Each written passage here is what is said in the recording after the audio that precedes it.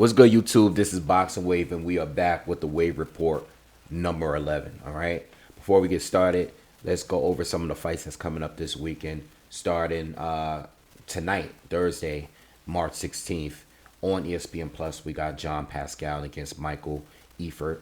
This is going to be for the IBF light heavyweight title eliminator. Okay. And I believe who has that title? Who has the IBF at light heavyweight? I think it's Better BF. I'm pretty sure it's Better BF. All right, and that's gonna be on tonight. I know it's a Thursday, but this fight is gonna be up in Canada, and it's gonna be on ESPN Plus. So if you're looking for some boxing for tonight, check that fight out. Also, on March 18th, this Saturday, we have the return of Gilberto Ramirez. Zurdo Ramirez, he's going to be facing off against Gabe Rosado, the veteran. And that's going to be on the zone that Saturday evening. Also, Joseph Diaz Jr. is going to be making his return since his loss to William Zepeda, facing off against Marcito Hesta. And that fight is going to be on the undercard. And I think Hesta is the guy that fought. No, he's the guy that was supposed to fight Ryan Garcia in January, I believe. All right, but then there was some contract issues where he wasn't supposed to take another fight in between him and the fight with Tank. All right, even though Tank fought Hector Garcia in January, Ryan was trying to get a tune-up fight as well, and Hester, I believe, was supposed to be the opponent. I know he's a southpaw because I did look him up. All right, but it's a comeback fight for Jojo Diaz Jr. All right, so that's what we're getting. Oh, and also Gerald Miller is going to be fighting Lucas Brown as well on Saturday. But I don't think that's going to be televised. If it is, let me know in the comments. I did look it up yesterday, and I couldn't find anything. It's not going to be Fight TV. I was trying to see who's going to pick up the fight, but it doesn't look like anyone's picking up the fight. All right, so that's what we got this weekend. Not really a fan of Zurdo against Gabe Rosado, even though Zurdo's coming off his first loss. I think that Zurdo is, Gabe, no disrespect to Gabe because he's been one of my favorite journeymen in the sport since I've covered this, I've had this channel. But Gabe is coming off a few losses and hasn't really looked that good. And Zurdo, I just think is just too big, too strong. He's been fighting at 175 for a while, and I think Gabe is too low of a step down for Zurdo Ramirez at this point. I know they have sparred plenty of rounds together and all that, but I think Zurdo's going to stop him at some point, and that's my thoughts on that. All right, so let's get into it. Before we get started as well, just want to cover the fight from last weekend that I haven't done a review yet, and I just want to give you my thoughts on Tony Yoka against Carlos Takam. Now, I know I did a breakdown the morning of the fight, and I basically said that I was expecting Tony Yoka to pull out the win. I knew it was going to be a tough fight, but I'm surprised that Carlos Takam actually won the fight. He was just outworking Tony. He was stronger than Tony. He was outboxing Tony, and Tony really just didn't have anything for him. Even though Carlos Takam was a 42-year-old fighter, he was still able to outwork Tony Yoka, and Tony just did not look like he wanted to be in there. I'm glad that the commentary was at least not as biased, not nearly as biased as the Martin Bakole fight. But Carlos won the fight. I thought he won it 7 rounds to 3. I know 2 of them gave it 6 rounds to 4 to Takam, and one of the judges gave it 6 rounds to 4 for Tony Yoka, which I think is ridiculous. But I'm not surprised because he's used to having judges in his favor. He did against Martin Bakole, even though that was even a more dominant performance from Bakole. There was still a judge that I believe it was a majority decision. I think one of the judges had it a draw or something like that. But the fight was in France, and even in the Olympics, I don't think Tony won that fight neither against what's his name, Joe Joyce. All right. So where does Tony go from here? I think, me personally, and this is no disrespect to Virgil Hunter, no disrespect at all, but I just think it's time for Tony to change it up. It's not really working over there for him. He's coming off 2 losses, And I think there's improvements that he can make before he goes too far in his career. He's not young. He's young as a pro, hasn't boxed for that long. But I think it's time to make some changes in his camp. Also, as far as him returning, I think, he definitely needs to step it down even further down while trying to improve on his craft. I think he shouldn't fight anyone. He shouldn't be fighting anyone above the level of like a junior foul, in my opinion. You know, so that's my views on that. As far as Carlos Takam, he's earned his right to get another decent shot. I know he called out Dillian White. That's not really a fight that I'm looking forward to, but that's not a fight that I'm really mad at because Dillian White, in my opinion, hasn't really looked great in the past like 5 or so fights. So I know he's still considered to be top tier, but he hasn't really looked top tier in his most recent fights, in my opinion. All right, so congratulations to Carlin Takam. I'm happy for him. I'm glad that the judges didn't do him completely dirty, but he clearly won that fight. All right, so let's move on. Let's talk about some upcoming fights. So we have Shakur Stevenson. He's going to be facing against Shuichiro Yoshino. All right, this is the guy that stopped Nakatani. If you're not familiar with him, he's probably like the top tier Japanese fighter at 135 right now. And Stevenson's going to be facing off against him next. I wanted to go back into a comment that I heard the great James Toney said. And I really don't like when fighters say this, especially when it's a fight that a lot of us fans are demanding, and that's between Shakur Stevenson and Tank Davis. Maybe not right now, but I think sometime in the near future, I think the fight is reasonable, depending on what happens with Tank. And it's a situation with Ryan and the situation with him and his, the hit and running thing, James Toney said that he shouldn't be facing Tank right now. He should start, Stevenson should stay away from Tank. And, I feel him, he's entitled to his opinion. And, people should be able to speak on how they feel. But I think it's an issue because it's like when you say things like that, you got to remember that Shakur is a 2-division champ. And he's a former unified champ. He's undefeated. And, he's one of the future pound-for-pound best fighters in the world. And many people believe that right now. I mean, some people even have him in their pound-for-pound right now. And with that being said, I think James Toney coming out and saying that a fighter should avoid another fighter, especially when they're at this level, I think he's kind of doing a disservice for Shakur Stevenson, because it's making it look like you may believe that he's not ready, and that's cool. But to say that a fighter should avoid him is doing a disservice, for boxing in general, because we already have enough of that. There's enough fighters out there ducking. So saying that you think Tank wins a fight is one thing, but saying a fighter should avoid them is another, and I really didn't like that comment. But Shakur Stevens is going to be fighting Yoshino soon. Also on that undercard, Keyshawn Davis is going to be fighting Anthony Yiggin. Now, I previously made a video speaking on Keyshawn Davis, and he was going to be fighting Emmanuel Tago. And I was saying that how much I didn't like that fight, because even though I think Keyshawn would win that fight, I don't think Emmanuel Tago makes you look good, because the amount of running he did against the Ryan fight, Ryan won the fight, but there was really no fight because the guy was just trying to avoid him all night.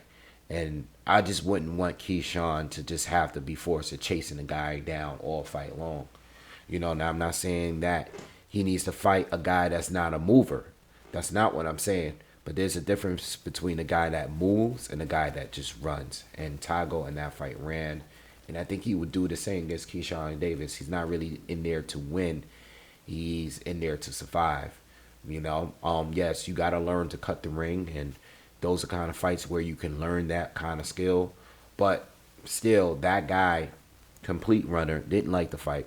Like this fight a little bit better, because Anthony Yiga is tough. He does have like a solid win in there in his career. I know he has some losses, but he's experienced, and I think it's still a step up from what Keyshawn has done, especially for the amount of fights he has. He doesn't have many, so I do like the fight.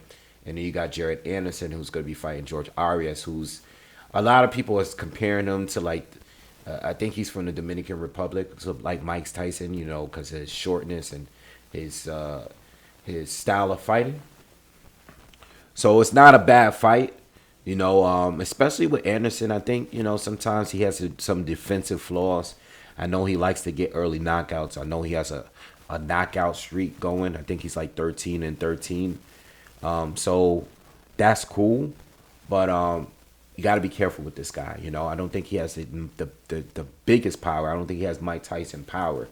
But there are definitely some similarities there. And this guy that's short and can get low and get up under you is definitely dangerous, especially with counters and, getting underneath you and hitting you to the body and hit you with overhand rights.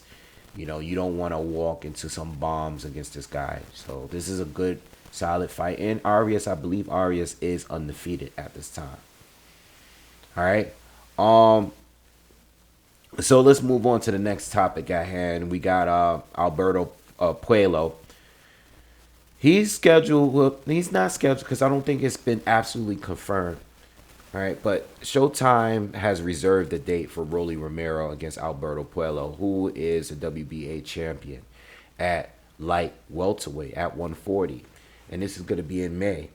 And how do I feel about it? Well, Rolly Romero, I do want to see him get back in the ring, but it's just crazy to me how he's getting a title shot at 140, coming off of a knockout loss against Tank Davis at 135. I can never understand these WBA matchups. I'm not saying Alberto Puello is some kind of like top tier fighter. I know he is a champion. I personally believe he's the weakest of the champions at the division right now. He did win a vacant title, and that's cool. He is the champ. So I think this fight could be pretty competitive. But I don't think I don't think Rolly should be getting a title shot coming off of a loss like that. You know what I'm saying? Just like I didn't think Mario Barrios should have got like an eliminator shot against Keith Thurman at 147 when he's been fighting at 140. And he was coming off of a knockout loss to Tank too. It's like these guys get a loss and then they go up in the division and get a good title shot or a title eliminator or something like that at divisions they never fought at. You know what I'm saying? So I'm not really, I'm glad, again, it's not a bad fight, but there's no way you can really justify this fight right now, especially when it's a title shot. There's so many fighters at 140 that's been doing their thing at 140, and you got to wonder, like, how did Rolly Romero just jump the line and get this shot? You know what I'm saying? But it is what it is. All right, I'm not even sure if this is a mandatory or not, but it might not be a mandatory. I'm not sure about that, but regardless, Rolly getting a title shot is kind of crazy. All right, so Amanda Serrano. This is old news now, but I wanted to speak on it. She had pulled out of the fight against Katie Taylor. They're supposed to have their rematch in Ireland, all right, and later this spring, early this summer. And the fight is off, and now Chantel Cameron is going to be taking the place of Amanda Serrano, and she's also undisputed in the division up. And this is going to be a title fight between two undisputed champs, Katie Taylor against Chantel Cameron. And I love it. I wanted to see the Serrano rematch. I also want to see the Alicia Baumgardner fight. But you know what? This is also a good fight. Chantel Cameron is coming off of the win against, who did she fight last? Oh, my God. Who did she fight last? and Jessica McCaskill. All right, which she won, which was a kind of weird fight because Jessica looked really, really off that night. I think I was covering that fight, and it was just a bad performance from Miss Casco. It might be because of age, but her legs looked off. She looked really sloppy that night, and Cameron was able to outbox her. But I love this fight. It's two undisputed champions fighting each other. They're both undefeated. I'm leaning towards Katie Taylor, even though she's moving up a weight class. She is the smaller fighter between the two. I think she's still too skilled to lose. I think they both got good boxing ability, and it's definitely going to be a technical match. But I think Katie is just one step ahead. Cameron is a good fighter, but when I watch them both, it looks like Taylor is she's just sharper. She's just more polished. She's quicker. And I think she's going to be able to outbox Cameron. I just think she's better than Cameron. All right, that's my opinion. Cameron has the slight, size advantage, so it even things out a little bit. But I think Katie Taylor is just more skilled overall, and it's the better talent, and I'm expecting her to win that fight. But it's a pretty good fight. All right.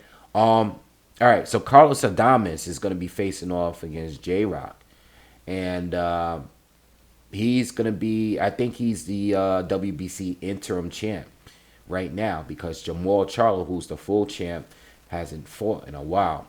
So he's going to be fighting Julian J-Rock Williams, who doesn't fight at 154 anymore. Solid fight. J-Rock did pull off a recent win, but I think he was coming off of like 2 losses. He lost to Jason Rosario, and he came back and lost again. I can't remember the gentleman's name, but J-Rock had some hard times after becoming unified. But the fight against Carlos Adamas is not bad of a fight. I just don't know where J-Rock is really at this point. Let's see. Maybe he's better at 160. I didn't expect him to beat Jared Hurd, but he won that fight. So I'm not completely sleeping on him. But Carlos Adamas has looked really, really good in his most recent fights.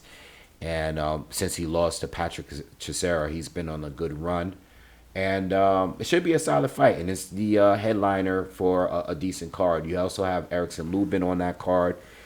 He's going to be fighting Louis Arias. And that should be a solid fight as well.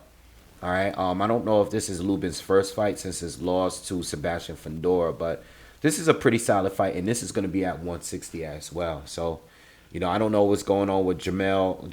I don't know what's happening. We definitely got to speak on him more, but I'm going to say that on the next video when I talk about Triple G. But solid fight and solid card. It should be a good card to watch on Showtime. All right.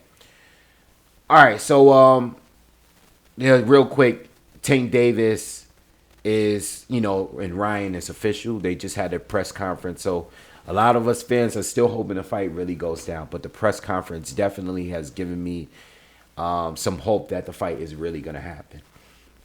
All right, and I read somewhere that Jaron Boots Ennis is going to be on the undercard, and William Zepeda is going to be on the undercard as well, which makes sense because William Zepeda is a Golden Boy fighter, and we know that Ryan Garcia is a Golden Boy fighter as well. I'm not expecting them to fight top-tier fighters, but they will be on the undercard. I'm also hearing that Pitbull Cruz is going to be on the undercard as well, and that's another of Al Heyman fighter. So from what I'm hearing, those are going to be some 3 of the undercards that's going to be on that fight. I don't know if it's going to be on a pay-per-view showing, but I'm hearing it's going to be Pitbull Cruz, William Zepeda, and Jaron Boots Ennis. It's crazy because Pitbull Cruz and William Zepeda being on the same card but not fighting each other.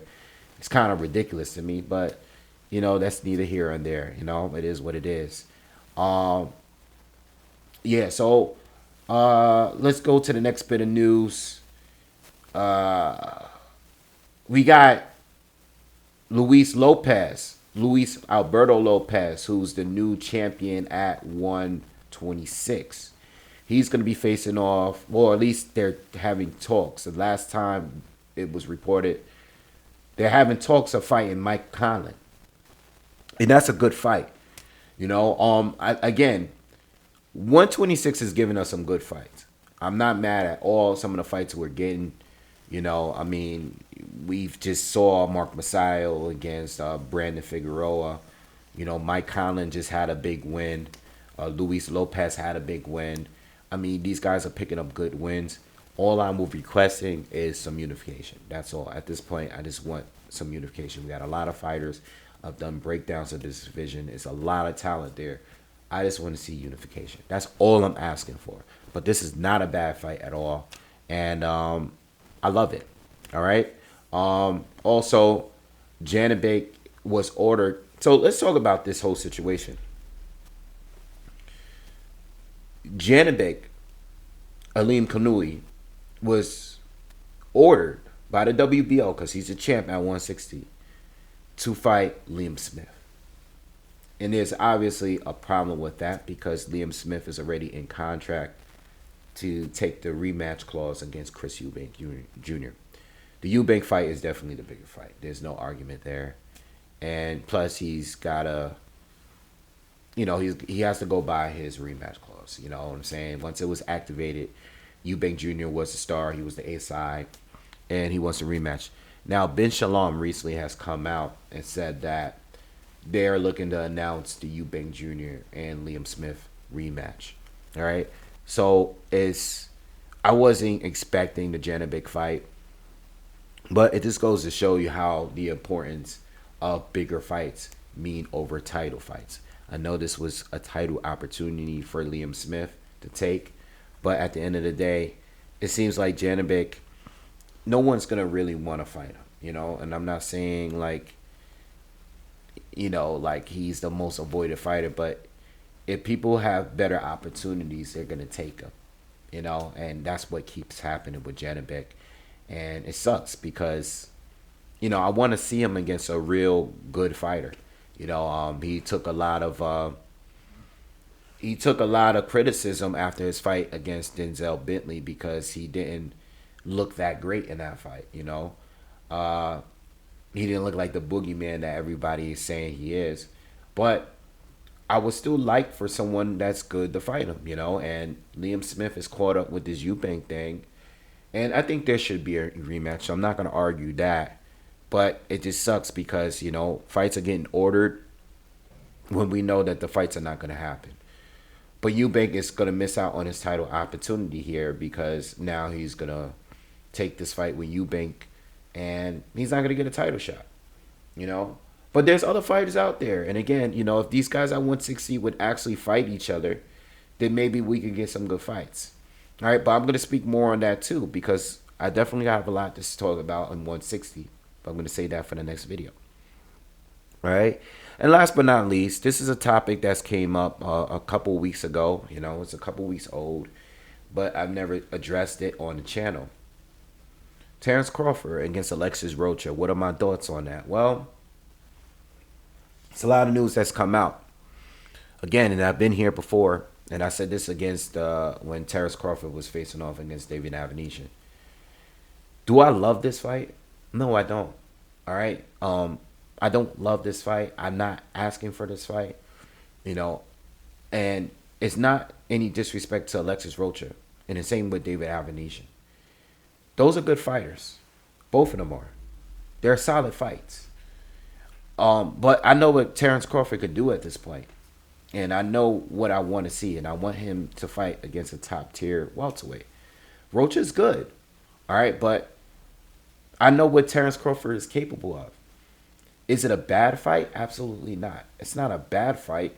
It's just a fight that I'm not really excited to see. You know, it's just like Canelo Alvarez fighting John Ryder. You know, it's John Ryder has fought, and I think John Ryder is a better opponent between him and Alexis Rocha, pound for pound. But that's a different, you know, thing.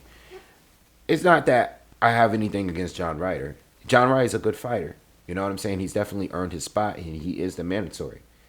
But I know what Canelo Alvarez is capable of. You know, Canelo and Crawford are two of my top 3 pound-for-pound fighters. You know, so with that being said, Rocha is a good fighter, and I want Crawford to get his money, you know, because I know Golden Boy he's been in talks with them, and I don't know if this fight has really been made official. But I mean, look at the situation here. You know, look at the mess with Errol Spence Jr. Look at what Virgil Ortiz and him avoiding Crawford twice when he was in the high WBO rankings. You know, he was right after Sean Porter. You know, he should have been getting that fight. You know, and I remember when he fought Maurice Hooker, you know, he called out Bud Crawford. And nothing ever happened. In fact, he avoided Crawford twice, according to the WBO president. All right? And he had Jerron Boots Ennis that took the WBA route, you know, or the IBF route, instead of going the WBO route. You know? So you got all these fighters that are supposed to be Crawford's opponents, but everybody seems to be taking a different route. You know, Virgil Ortiz Jr. could have fought Terence Bud Crawford, but he's choosing to take the WBA route and not even fight Spence directly, but he's looking to fight what's this guy's name? Stanionis. And it's a great fight. Like, I'm not complaining about the fight. That's a great fight. But you missed out on Terence Crawford to go that route. Same thing with, you know, Boots Ennis. Why are you not going the WBO route? Why didn't you go that route? You know? And we all know the whole messy situation with Errol Spence and Al Heyman and securing that fight. I'm still hoping. I mean, I don't have much hope for that fight, but I would love for that fight to still happen. You know, they're still trying to work it out. So no, do I love this fight? No, but Alexis Rocha is next in line, and if Golden Boy is gonna pay Terence Crawford to take that fight, Terence Crawford got to do what he got to do. You know, if you know things don't work out with Spence or any of these other fights that we want, you got to do what he got to do. You know, I mean, if they're gonna pay him, they paid him $10 million to fight David Avanesyan. You know, I mean, what do you want me to say? Like, do I want Avanesyan to be his opponent? No, but if they're gonna pay the man to fight these guys that are solid, he got to do it. He got to get paid. You know, he got to get paid. There's plenty of fighters I can name that I would love to see Bud fight over Alexis Rocha. You know, I can name at least 6 guys that he hasn't faced already that I would love to see Bud fight over him. All right, but they gotta want the fight too. Like, the two parties gotta agree to take the fight. You know. So that's how I feel about that. It's quite simple, you know. I mean, if they make that fight and they can't secure the Spence fight again, which I don't expect them to, work something out, something reasonable, something that is realistic with a guy or both guys that at that tier. Spence nor Bud should just be agreeing with anything that they offer them. I think they're at the point in their careers where they should be getting paid. You know, people like to say it's not that big of a fight. There's no money in the fight. Well, why do we keep repeating that when the whole boxing community is asking for this fight? We've argued all year about this fight. All year. Just to say there's no money in the fight? No, these guys should be getting, you know, they should be getting nice offers. Both Spence and Bud Crawford should be getting nice offers, not back in money. They should be getting nice offers, get nice purses for this fight, both of them. You know, regardless if Spence agreed with it or not. No, I think neither one of them should agree to whatever they were offering. You know, they deserve a purse. You know, they're at that point where they should be getting paid. So anyway, that's my thoughts on that. And that's it for today's Wave Report. And I'll be right back with Wave Report 12 with some more updated news. There's a lot more things that I have on my list here that I want to discuss. But this is it for now. I'll see you guys on the next one. Make sure you subscribe to the channel. I'm out. Peace.